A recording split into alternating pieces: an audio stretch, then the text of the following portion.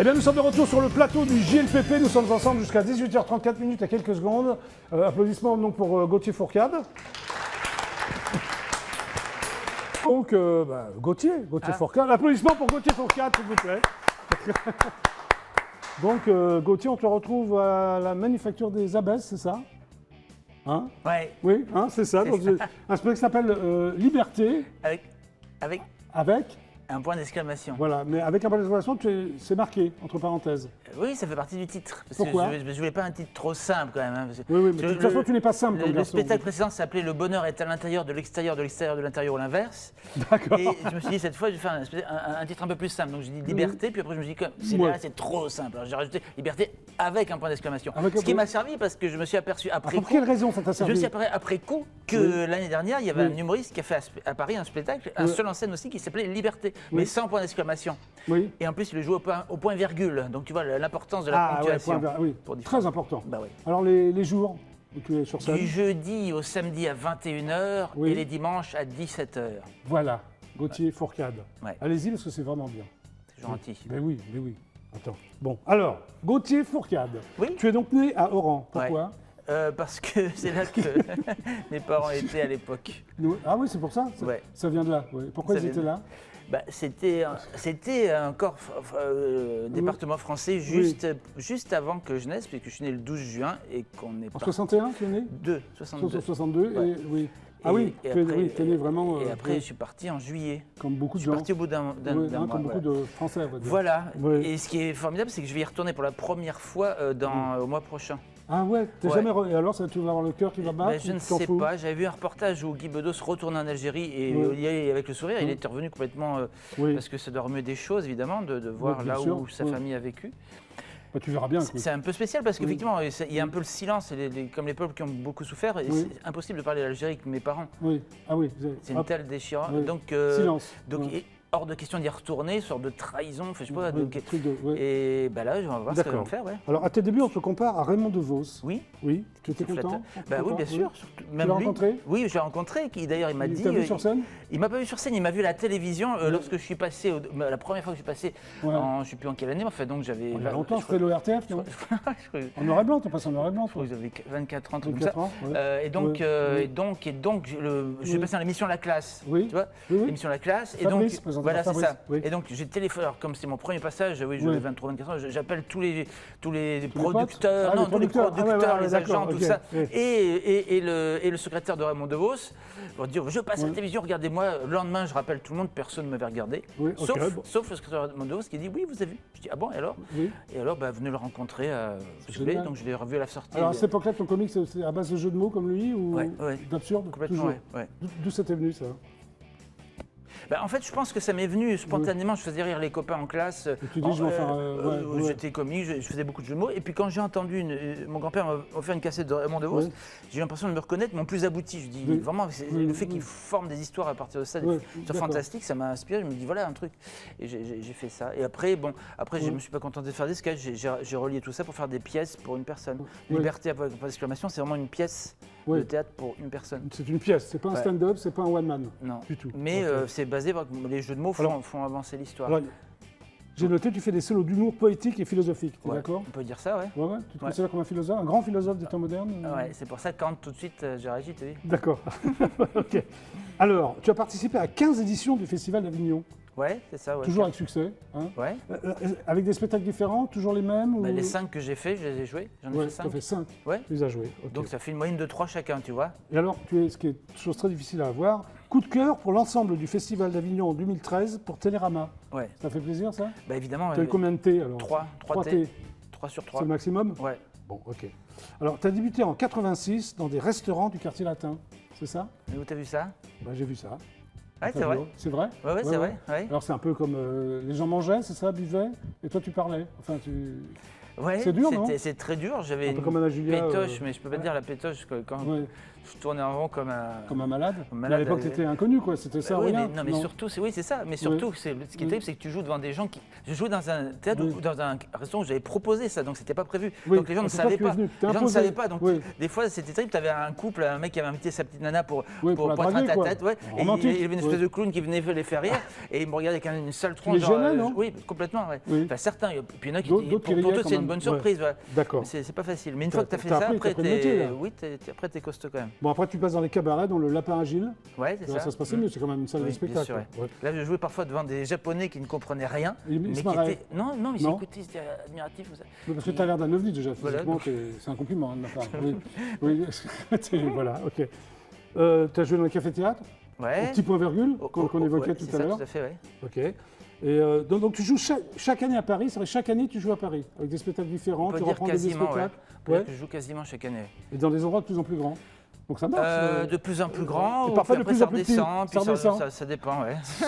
C'est selon l'humeur, c'est ça? C'est comme le cours de la bourse, ça monte, ça descend. Ok, alors on t'a vu dans une série télé qui s'appelle Faites comme chez vous. Oui, c'est ça. C'est quoi ça? C'est une série qui est passée sur M6 pendant un certain temps. Oui. Et c'est passé en 2005, je crois. Ouais, et alors, ce qui est drôle, c'est qu'on me reconnaît encore. Parce qu'elle est par rapport à la série. Parce qu'elle est passée sur. Quoi comme rôle? Il s'appelait comment? Fabrice, je crois. Fabrice. Non, Patrice. Patrice, c'était quoi, Patrice? C'était le fils à sa maman, un mec d'une quarantaine d'années que j'avais à l'époque et qui était vieux garçon, qui vivait avec sa petite fille, mais qui arrêtait pas de draguer. Encore. Oui, parce que c'est ressorti sur Série Club. Ben voilà. Et c'est marrant, c'est un autre public parce que des fois les gens me reconnaissent comme ça. Je dis ouais. Alors je dis vous savez, mais je passe sur scène. Oui, on s'en fout, ils te disent on s'en fout. Oui. Ils se prennent en photo.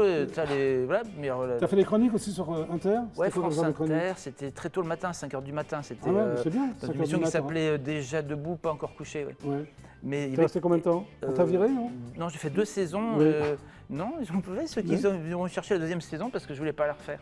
T'as été également. Je voulais qu'on me laisse faire ce que je voulais. T'es parti quoi. Mais du coup, ils m'ont rappelé, ils m'ont dit que je pouvais faire ce que je voulais. D'accord. Dans ce cas, ces conditions sont revenues pour la 2e saison. Alors, t'as été intronisé par l'Académie Alphonse Allais. Oui.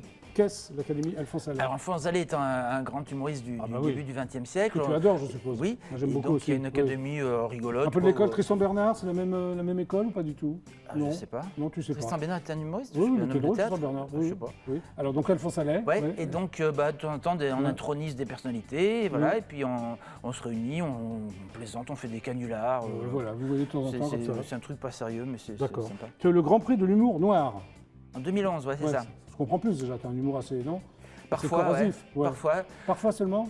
C'est aussi joyeux et poétique, mais ça touche des choses. Il y a des gens qui, des fois, sortent en pleurant. Le Secret du Templier, des gens qui sortent en pleurant. Ah bon? Une fille qui me sortait, qui me dit mais c'est pas drôle, elle me dit en larmes. Alors, dans un autre domaine, parce que tu as quand même un touche à tout, tu es l'inventeur de jeux de réflexion et de stratégie. Oui, c'est ça. Comme le Yin Yang. C'est quoi l'inventeur de jeux de réflexion et de stratégie? Yin Yang, c'est un jeu qui a été primé. Tu as inventé. Oui, c'est ça, oui. Oui. Mais c'est quoi alors? Yin Yang, c'est un jeu de stratégie où on invente les règles soi-même en cours de partie. D'accord. Il n'a pas été édité, il a été primé simplement. Par contre, Atride, qui est un jeu qui se joue à 3, qui est vraiment étudié pour que ça puisse jouer à 3. Tu es branché là-dessus, quoi. Oui, pas mal. Et donc, comme toutes les grandes idées mettent 20 ans à aboutir, c'est un jeu que j'ai inventé il y a 30 ans. D'accord, ça aboutit alors. Et actuellement, on est en train, avec un ami informaticien, de faire une version pour smartphone. Et donc sympa, là, on réfléchit sur ça. Tu es également ingénieur de l'école supérieure d'informatique. Oui, et c'est là que justement j'ai rencontré mon copain avec qui je travaille actuellement. Donc ça m'a servi à quelque chose. Oui, ça t'a servi à quelque chose. Sinon, ça ne sert à rien, non, sur scène Sur scène, dans l'informatique, pas du tout. Bon, alors on va venir au spectacle. Les sciences, oui, quand même, par contre. Les sciences, oui, bien sûr. Le fait d'avoir fait maths sup et maths spé, plus un peu d'autonomie. Maths sup et maths spé, c'est pour ça qu'en calcul mental, c'était bon, quoi. Oui, mais ça m'a servi pour... parce que quand même, il y a des notions un peu scientifiques dans mes spectacles. D'accord, ok. Donc on en vient donc au spectacle Liberté avec un point d'exclamation. Oui. Alors, c'est un cri de révolte à la fois philosophique et sociétal, c'est ce que j'ai lu. Exactement. Explique-toi là-dessus. Philosophique parce que je refuse l'idée du déterminisme, je pense à une part de liberté profonde, et sociétal parce que je dénonce l'emprise des multinationales sur notre démocratie. Alors tu dis, je vous rassure, tout cela est drôle car les arguments sont toujours aussi absurdes et mes raisonnements délirants. Ouais.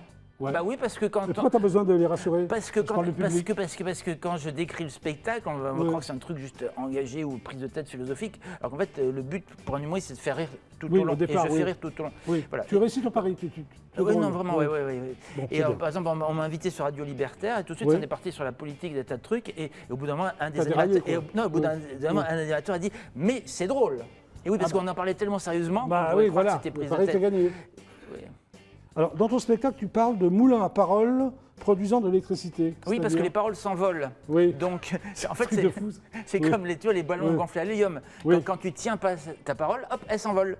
Donc, il y a une force ascensionnelle. Donc, on pourrait utiliser cette force ascensionnelle pour faire tourner des moulins à paroles qui, en tournant, produiraient l'électricité et donc de la lumière. Téléspectateur, oui, remarque, quand tu l'expliques, tu l'expliques bien. Très bien. Et ça, c'est pour faire comme Dieu. Parce qu'au final, en fait, c'est la parole qui produit de la lumière, comme Dieu qui a dit la lumière soit, la lumière fut. Donc, je pense que l'homme a ce potentiel divin de créer. Et dans ton spectacle, tu parles aussi de voitures, mais qui ne tourne qu'à droite. Oui. Ça m'a fait rire, c'est pourquoi. Autant simplifier, parce que tourner à gauche, puisque pour tourner à gauche, il suffit, je ne sais pas si vous voyez la caméra, mais en fait, en gros, il suffit de faire tout droit, droite, et en fait, ça revient à tourner à gauche. Donc il vaut mieux toujours tourner à droite. Ou aller tout droit. En combinant, tu peux faire des marches arrière, des demi-tours, tout ce que tu veux. Très bien. Donc tourner à gauche ne sert strictement à rien.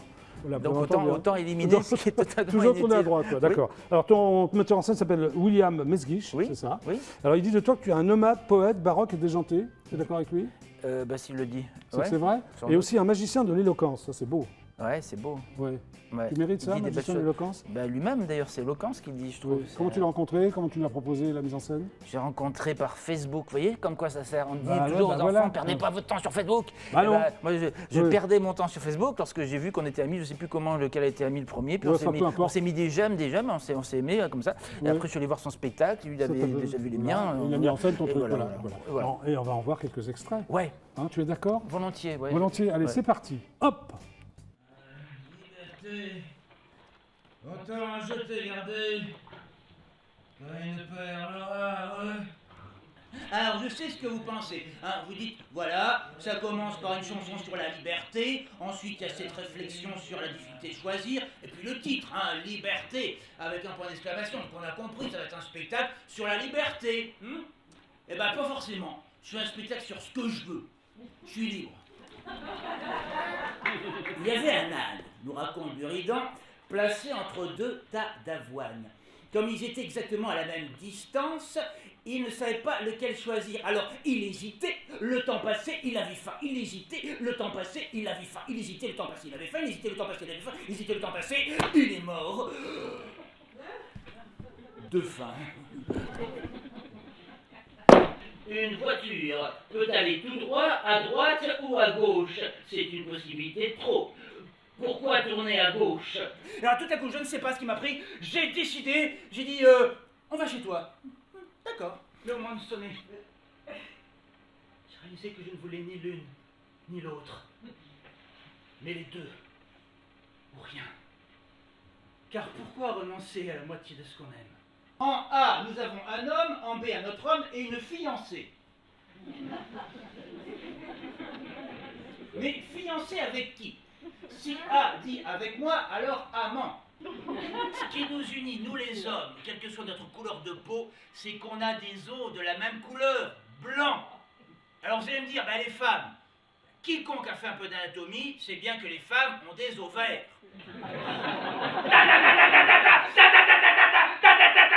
Si, c'est vous qui avez tué votre voisin. Non, je vous assure, c'est Dieu qui l'a voulu. Moi, j'étais pas d'accord, mais on est allé discuter avec lui. Regarde ces étoiles. Souvent, je m'imagine que d'une simple pensée, je me retrouve sur la plus lointaine, que je rebondis sur une autre, que je traverse tout l'univers aussi simplement que je le balaye d'une pensée. Vous savez que les paroles s'envolent. Pourquoi ne pas utiliser cette force ascensionnelle pour faire tourner des moulins à paroles, ce qui produirait de l'électricité et au final, de la lumière.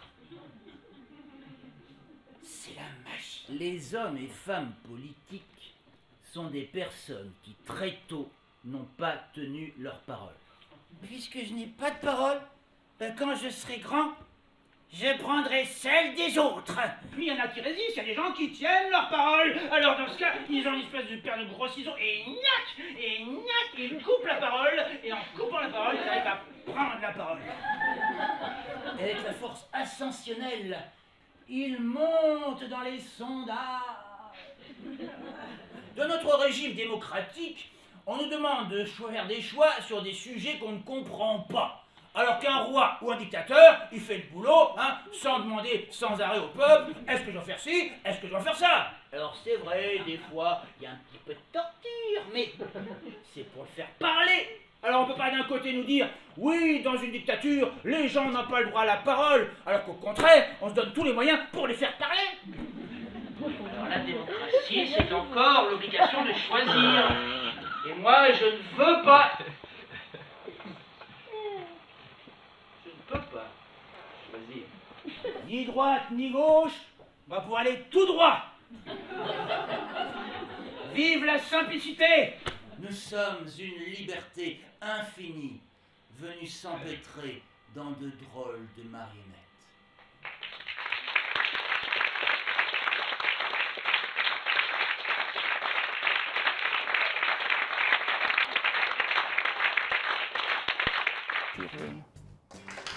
Voilà, c'était donc Gauthier Fourcade à la Manufacture des Abbesses. Ouais.